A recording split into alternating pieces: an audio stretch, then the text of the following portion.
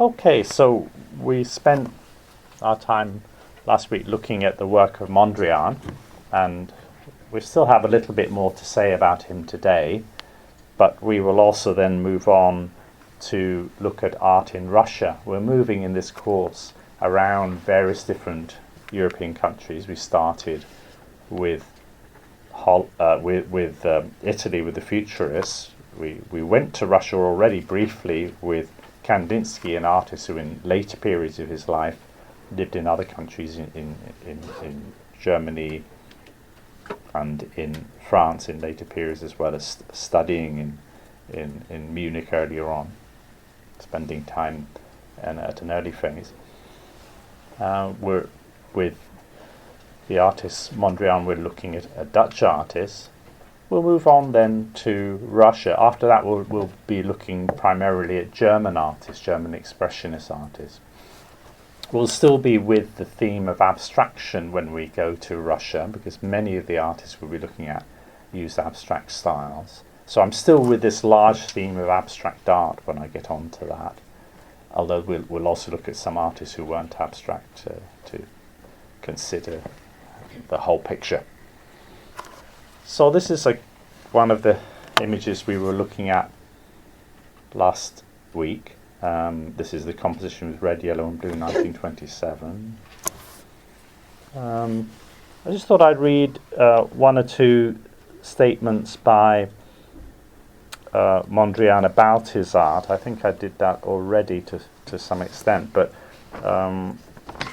just to try to give you a sense of his artistic philosophy, really. Through equilibrated relationship, unity, harmony, universality are plastically expressed, and separateness, multiplicity, individuality, amid separateness, multiplicity, individuality, the natural. When we concentrate upon equilibrated relationship, we can see unity in the natural. In the natural, however, unity is manifested only in a veiled way. Although inexactly expressed in the natural, all appearance can nevertheless be reduced to this manifestation of unity. Therefore, the exact expression of unity, plastic expression of unity, must be created, because it is not directly apparent in visible reality. In nature, we perceive that all relationship is governed by one relationship above all others, that of extreme opposites. And that, I think, is the sort of key to his art. It's about bringing opposites together, vertical and horizontal. That's why, he's not interested in other kinds of lines, only in the lines that are most opposite to each other, only the colours that don't have any admixture of each other, the primary colours that most are kind of in conflict or in dialogue with each other. So some of these ideas come from Dutch Theosophy. This is Theosophy as a sort of new religious movement, or interest in Eastern mysticism and the occult of the end of the century, beginning of the new century. He was involved with the Dutch Theosophical Society, interested in Rudolf Steiner, who also interested Kandinsky, and also someone called Schoenmakers, who he'd met in 1916, who wrote a book called Positive Mysticism. I'll spell that name, Schoenmakers.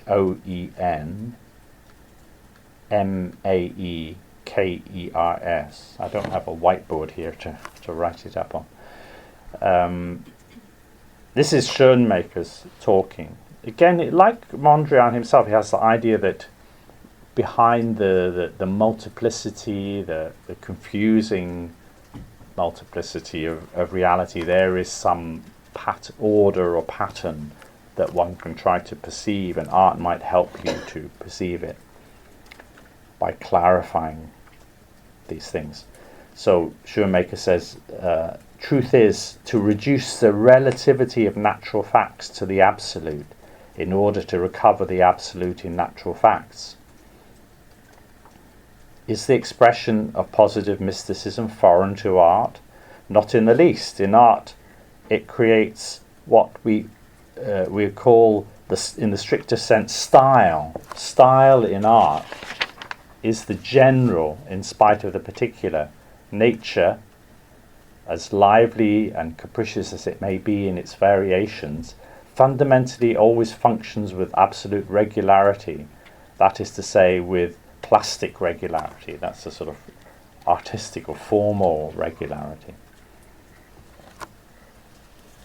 So we saw last week how he played for, a couple of decades or more, really, with this very simplified language.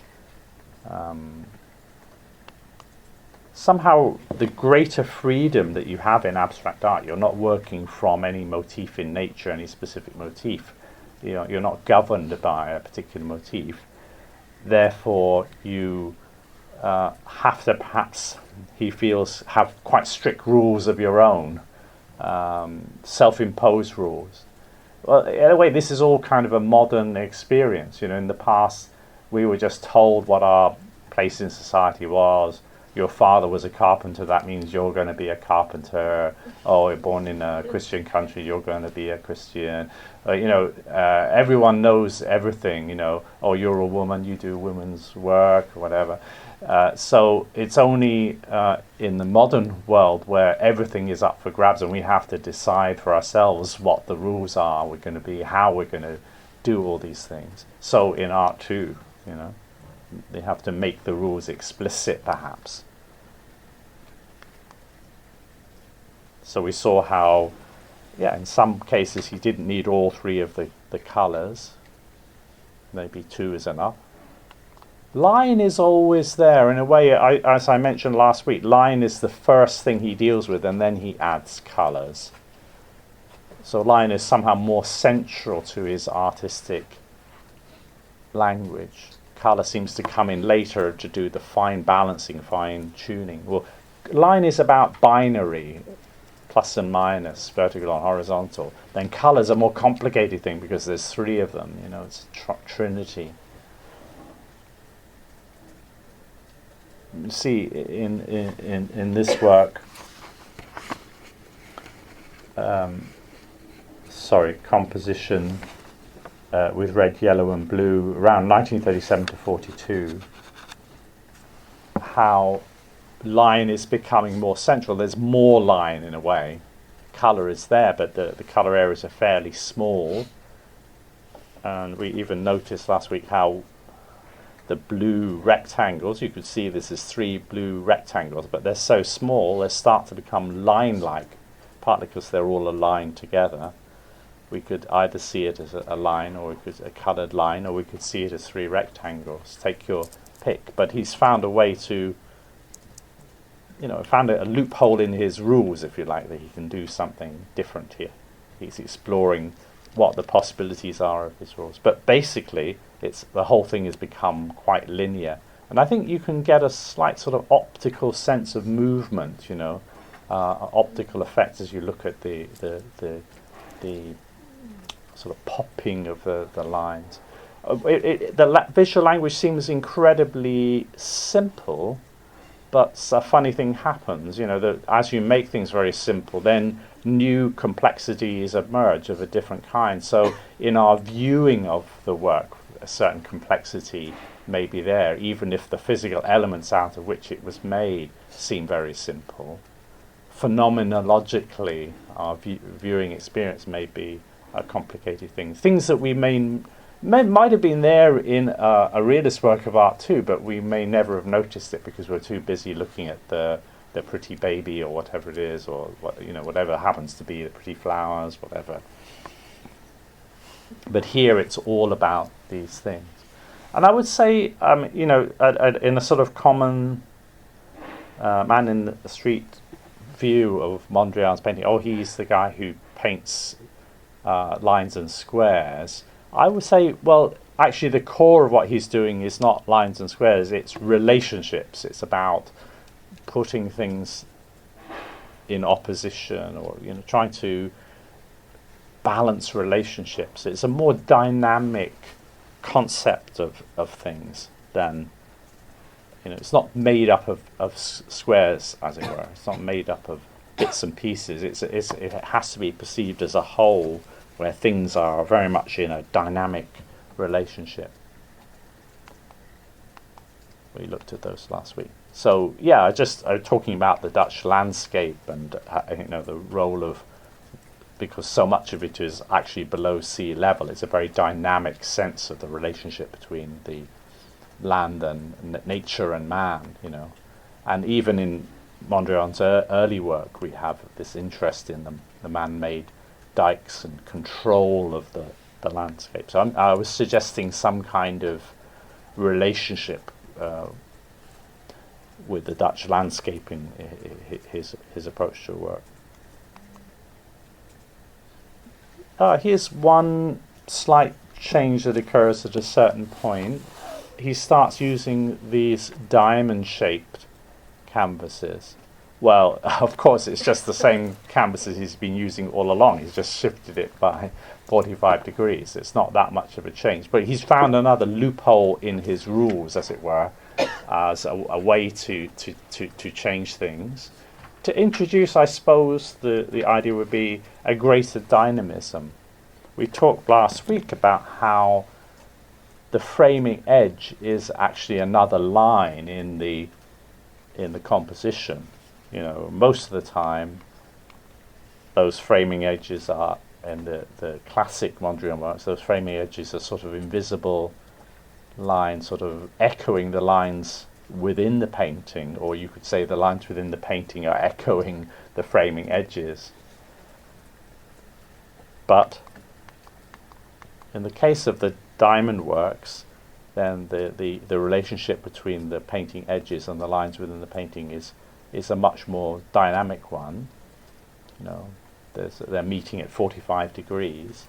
But it's a more successful way to introduce diagonals and the dynamism that they imply into his artwork without putting them within the painting itself. Because, of course, if he put them within the painting itself, well, he'd break from his rules of only having verticals and horizontals, but those diagonal lines would suggest perspective. They suggest an illusionistic space. It would be a very different kind of spatial world than the world that he's created.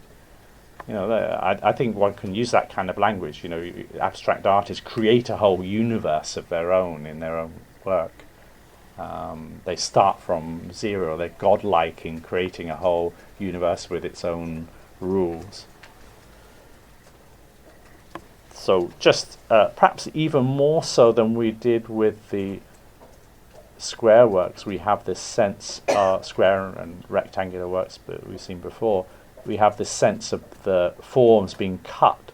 So given that we never see triangles in the work of Mondrian up to that point, one has to almost, I feel one's compelled to see this as a square or rectangle that is cut, rather than to see it as a triangle suddenly appearing like that one in his work, such a tiny triangle. So we do have a sense of these lines continuing outside the space of the painting. There's this sort of phantom presence of something which is visually not there, but somehow influencing how we interpret what is there. Just like in certain optical illusions where the mind wants to connect things up and see things which aren't really there. And here again, of course, it's a work where it's mostly lines, and subtle things like the difference of thickness of lines are important in the composition as a whole. Something that you just may not even notice in a realistic painting, where line is not free to just be a line. Line is serving the role of outlining. It's a servant to defining form. It's not a free agent of its own. That's one advantage of this kind of visual language, where everything is reduced to basics and each element is sort of free to be itself. Just to show you how this sort of diamond format is prefigured in some of his early works. This the roof shape and its reflection in the water in front. in this 1900 work, House on the Gyn. Gyn is the name of the river. So there really is a kind of astonishing degree of continuity of his formal interests.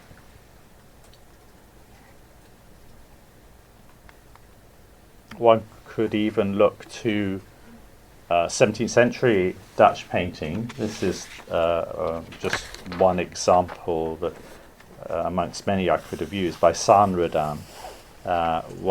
He liked to make these paintings of the interiors of churches. This is a church in Haarlem, the large church in Haarlem, 1630-67. The important thing here is that, there are some diamond-shaped forms to be seen. Here's one sideways on, within the church. So there's something within Dutch visual culture and visual cultural history that may be in Mondrian's mind when he thinks of taking up that diamond format.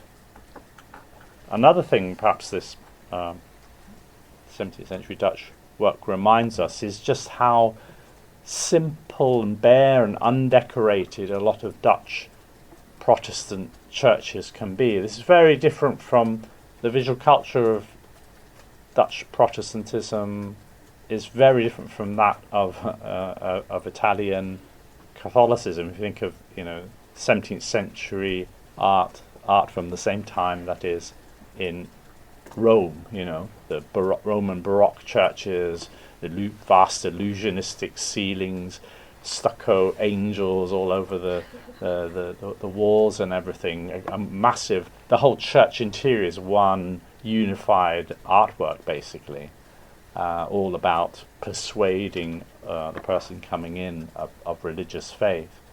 But within Protestantism, there is a sort of a strain of distaste for that, or even feeling that it's somehow wrong, that the arts, music and dancing as well as visual art, could somehow be distracting from religion. It could be something that leads you towards a more materialistic outlook.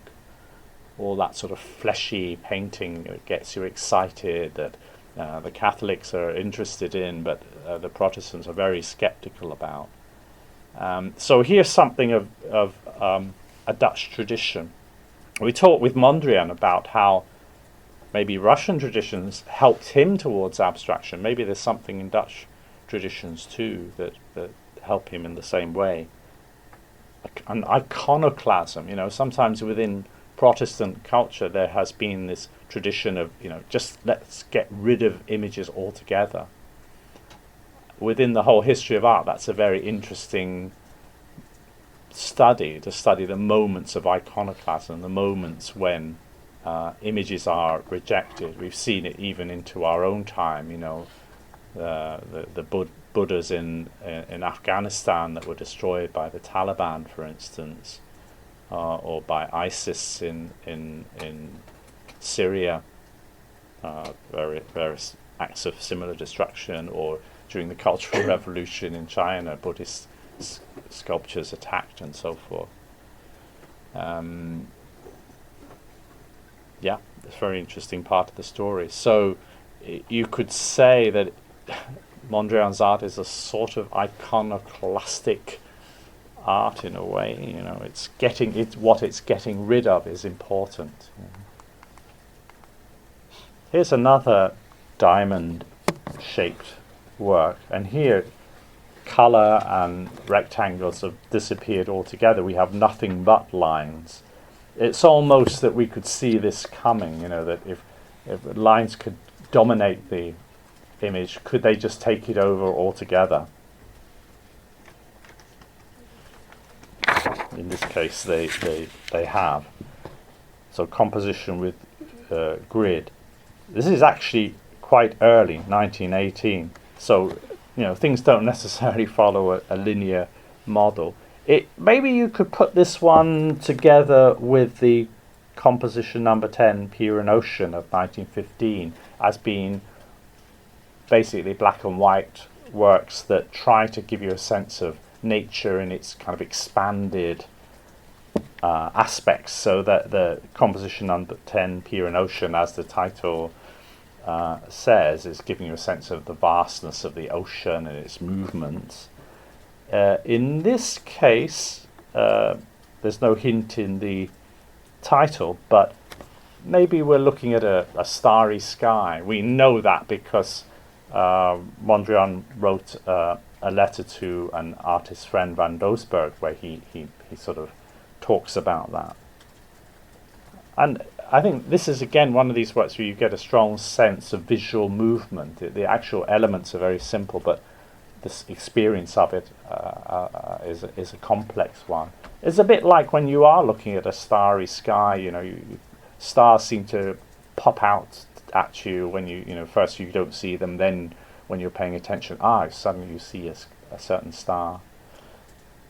It's got that some visual equivalent to that kind of twinkling effect of a starry sky, dynamism, aliveness.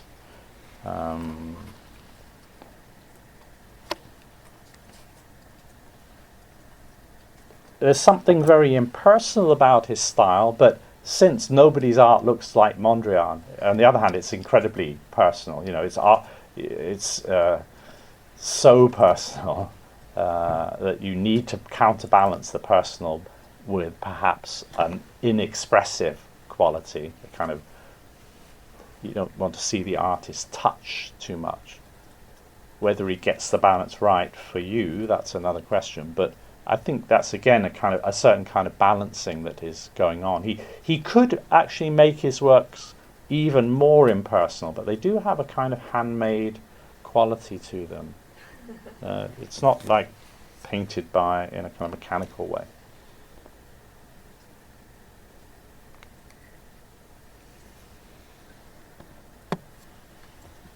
New York City, 1942. Well, the Second World War. War is such a major theme, and it actually shows. It's where some of the problems of modernity come out. Modern warfare is different from earlier warfare. In the First World War, gas, a new invention, terrible thing. Second World War, well, even more extreme, invention of new weapons. At the very end of the Second World War, of course, you have atomic weapons. I think most of us living in this time are really lucky and unusual in a sense of living in a time and place where there hasn't been war.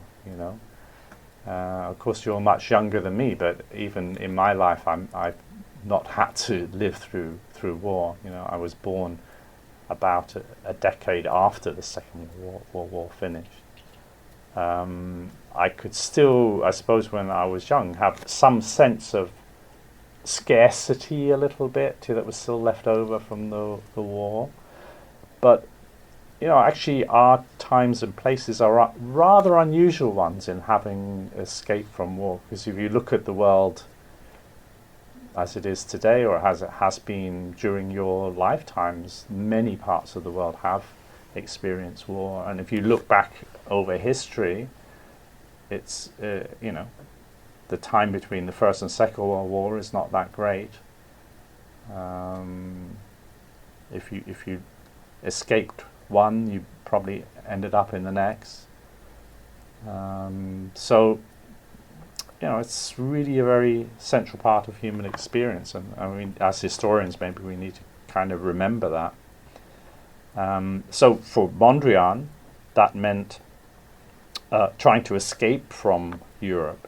One of several artists who went to America. Part of the reason why American art in the post-war period is so vibrant is not just because of the Americans themselves, but because they had contact with the European artists who were the leaders in many cases of the avant-garde moving there. Mondrian first went to England briefly, but then went on to New York. Well, both Picasso and Matisse stayed in France. So not everyone went, but many of the surrealists, for instance, went to New York. So this is a little bit different. The title, New York City, it's very different from a title like Composition with Red, Yellow and Blue, which had been the title of so many works over the last 20 years. Is it implying some kind of return to representation? And that's a kind of question to ask about these late works. At another level, it is a kind of logical progression from what he's doing before. It's again, you could say he's discovered a loophole in his rules. Oh, okay, maybe I can make the lines themselves coloured, so then I don't have colours separately. I still have colour. I don't have to abandon colour as I have here to have a work made entirely of lines. Actually, maybe I can just bring colour in the lines themselves. Then I don't need rectangles. So maybe I've found a way to make the work even more reductive, more simplify the language, but still keeping colour. As we saw before, there was that hint of producing a coloured line here. Well, it's taken up more in New York City.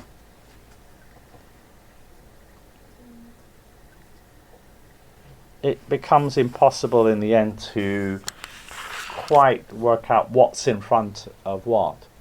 The lines, well, it's a little bit like a Cubist painting in that respect, even though the style is so different. A Cubist painting by Picasso or Braque, where you get lots of shading that tells you, oh, there is some volume here, there is some space here, but then all the bits of shading don't quite add up one with another. They don't tell a coherent story, and that pushes you back to a sense of a two-dimensional design.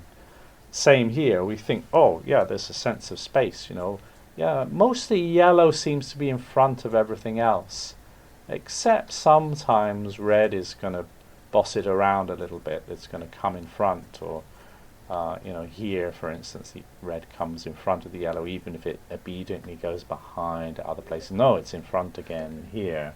So, it's actually, the metaphor is almost like a weaving metaphor, perhaps. You think of warp and weft threads, but at the same time, you want to read these lines as flat, and therefore not weaving. So you end up with contradictory sense of what is behind what. A lot of the time, the blue seems to be really in the background. It's behind the yellow and the red. Mm-hmm.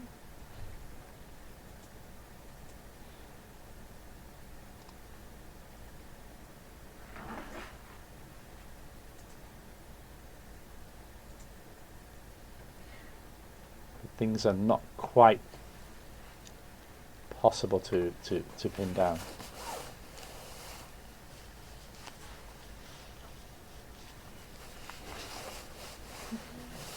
And then one of his final works, one of his most famous works really, Broadway Boogie Woogie, 1942-3. So it's again in New York. Broadway, of course, is the name of the most famous street in Manhattan, Broadway. And as everyone knows, the street map of Manhattan is a grid, basically, just like Mondrian's paintings. It's a very man-made, ordered construction. Broadway, funnily enough, is the one street that doesn't obey those rules. It sort of cuts across diagonally, and therefore creates kind of little irregularities. You get Times Square or these different kind of little urban parks or whatever where Broadway crosses the grid. Boogie Woogie, a type of rhythmic, syncopated jazz music. Mondrian very much liked jazz music. It's like Mondrian's painting, and it's kind of like rhythmic, dynamic, but has a sense of structure, putting things in opposition a little bit. He liked, dancing and he liked jazz music. And of course, New York City is a city where there's a lot of that. So he was happy there, I think. He liked architecture too. You know, he almost felt that you could move beyond having art. You know, the city itself could be a sort of work of art, could change people. It's a sort of utopian idea. Is it too much to see this as a kind of view of Manhattan from above? You know, remember that's one of the first cities where you have tall skyscrapers. The Empire State Building had been completed in 1931, so there are vantage points that you could look down on the city from above. You don't have to be in a plane. You can just look down from a very tall building. And you would see streets with maybe with vehicles moving, the sense of dynamism. Actually, in New York, the taxis are yellow. I don't know if they always have been yellow, but if they were yellow in Mondrian's time, there's a research question, a small one. It's not in any very detailed sense a picture of the city, but it has this sort of map-like sense to it. Here, it's not just that the lines have become coloured, but you know the rectangles have reappeared, but the rectangles are within the lines, except they also are happy to be outside the lines as well, you know, complicating matters further. And positive and negative, you know, the empty spaces. Why is white less of a colour than red? You know, why can't we think of this as a white square? Why do we have to think of it as a background that continues behind all the other colours? We think of it both ways, both as a form and as the background against which the grid of colour lines are arranged. The one thing that's disappeared is the one thing that was essential up to this point, and that is the black lines.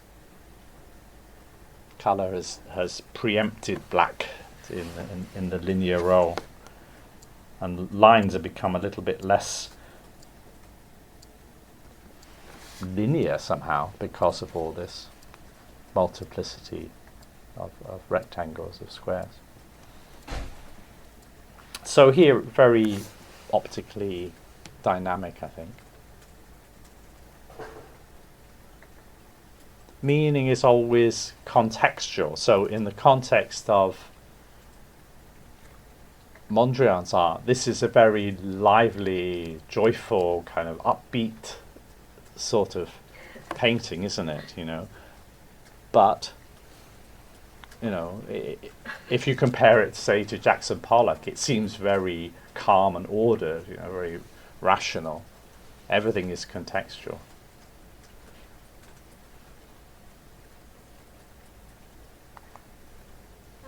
Some American abstract expressionists continue the language of geometric abstraction. So Mondrian, I think, is one of the influences. But there's quite a big difference. I'm just choosing almost at random the work of Ad Reinhardt. Yeah, it's still got rectangles, but somehow it doesn't have quite the same binary quality, the idea of one thing pitted against another thing. It has more of a kind of all-over composition. The same forms come back across the whole surface, and somehow it's a more open kind of space.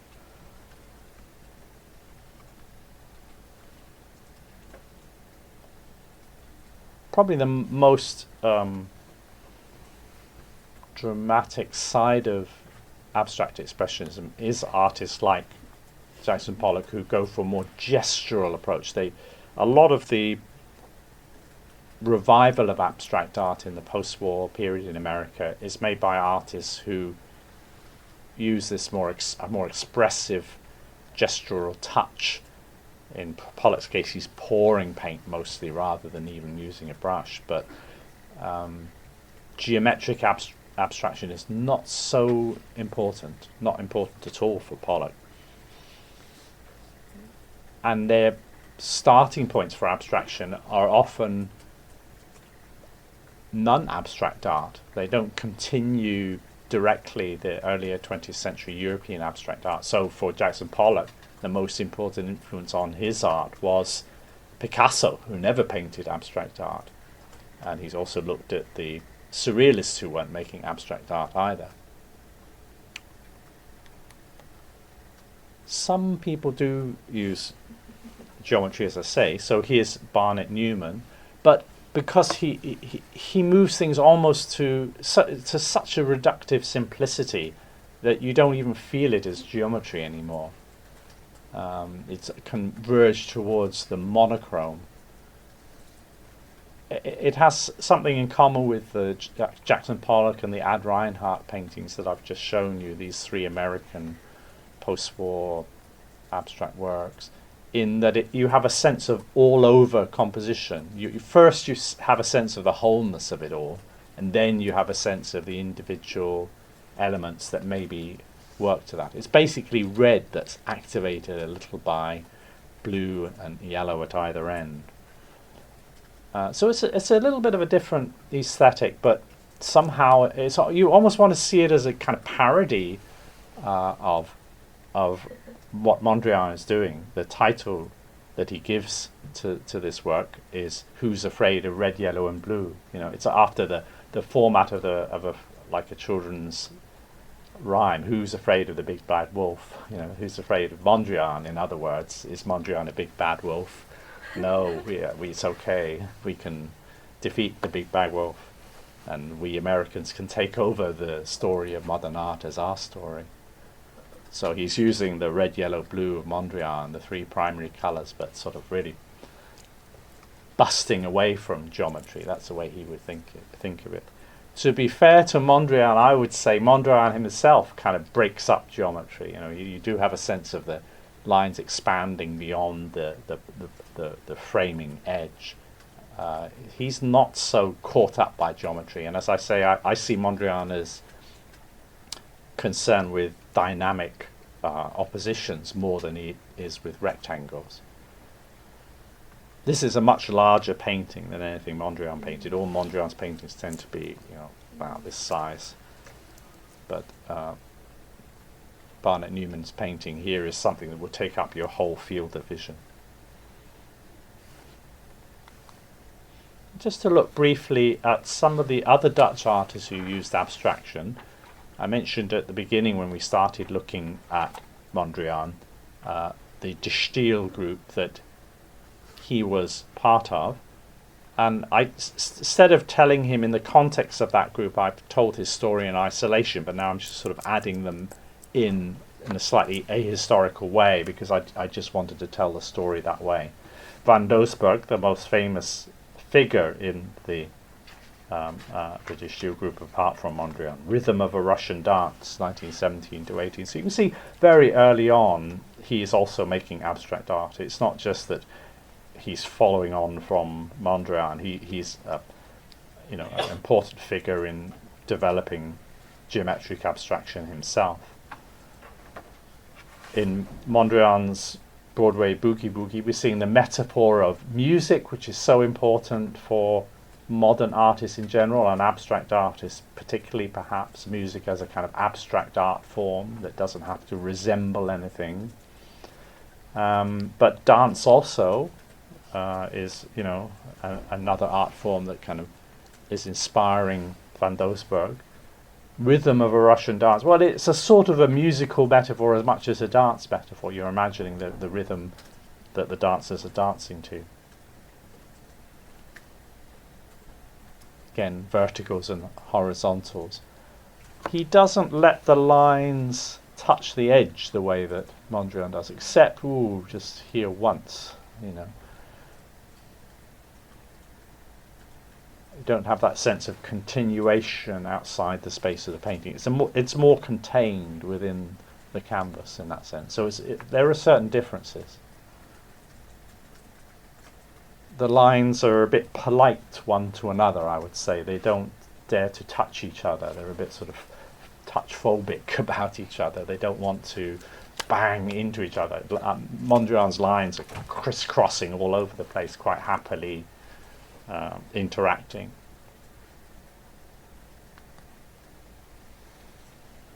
Composition, The Cow, 1916 to 17.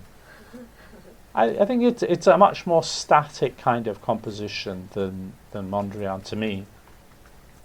I'm letting my own preferences come in. Often I don't do that. I sort of hide away my own views about which artists I prefer, but I think you can guess in this case that I prefer what Mondrian is doing. And that's not a particularly controversial view. Somehow the white here is a kind of background. It doesn't read as positive negative in quite the same way as the white does, say, in the Broadway Boogie Woogie, as I was just talking about it. There isn't the same kind of play of positive and negatives here, to me. But, Van Doesburg is doing something different. He's not trying to be Mondrian, so, let's be fair to him. Counter Composition 5, 1924. Well, in a way, it's interesting to look at Van Doesburg. It kind of helps you to understand Mondrian apart from anything else, because you understand what would happen if Mondrian had done that. If he had introduced diagonals. Well, Van Doesburg does, so we see what the result is. In this case, he's found a way to introduce diagonals that doesn't really create a sort of perspectival effect, so that's okay. And we do get what we get with Mondrian, the sense of forms maybe continuing outside the space. This could be a blue rectangle here. But I find that less satisfying. In Mondrian's case, I find there's a sort of balance between what you can see and what you might imagine exists elsewhere. Here, to me, I read this as just, it's like these forms are sliding across the space of the painting, and it's slightly arbitrary where the cutting edge is.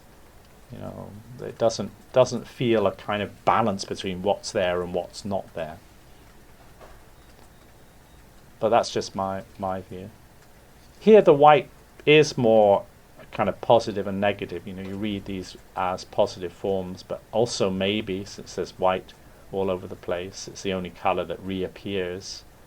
You read it as a kind of background, double reading of it. Van der Leck, Abstract Composition, 1918. Again, the individual forms are very separate one from another, unlike Mondrian. To me, this does feel like a painting of rectangles in a way that a Mondrian to me isn't a painting of rectangles. And you see once more the diagonal lines, which Mondrian doesn't have. Well, here's a sequence of 3 drawings where he gradually abstracts from the bottom one through to that one. So it's a different process of abstraction from Mondrian, where he's starting with abstract design for his works. Here we see the artist starting with a very simple sort of realistic image that he gradually abstracts and finds abstraction. That's another route, but the end result may look a little bit similar, but it's actually trying to do something quite different. The logic of the lines doesn't come from just the interaction as forms. It comes from what happened to be the case of the legs of a donkey or whatever. Bart van der Leck. So with De Stijl you see sculpture. I'm not showing you the full range of their work. There's Van Tangerloo, important sculptor of the group. And here's Rietveld, very important for design. His chair of 1918, very famous chair, where he's using again the vocabulary of Mondrian, really, the black lines and the red, yellow, blue, to design this very geometrical chair. I don't know, maybe it looks uncomfortable, but I've sat on at least a replica of the Rietveld chair, and it was pretty comfortable, I have to say. It worked, even though it looks like a slightly arbitrary idea.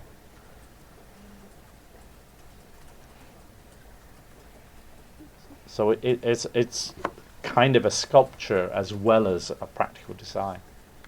And then he also does the same thing as an architect. The Schroeder House in Utrecht, 1923. Turning this language into to practical purposes. So sometimes when people talk about modern art is just unimportant, only a few people look at it and everything, it's not a really important thing. Well, the language travels into design. Even today, a lot of Dutch design has a certain kind of geometric simplicity to it, and through architecture it influences the wider urban environment. So much of this vocabulary of geometry is there in modern architecture. So that was a private house for someone rich enough to commission an architect, but Oud made workers' housing using the same kind of geometricized vocabulary. So it's a kind of utopian vision to remake our whole lived environment according to a kind of ordered, rational aesthetic. Other architects end up using similar vocabularies. Le Corbusier, perhaps the most famous of modernist architects. Villa Savoy in Poussy in France, 1929 to 31.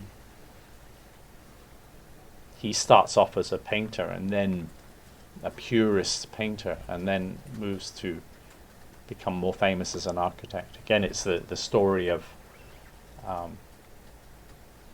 art influencing architecture. Well, he also went on to design housing blocks. It's like a whole village in one building. At the time, it's a very amazingly novel notion in the city of Marseille, the Unité d'Habitation in Marseille, 1947 to 52. So it's post-Second World War housing.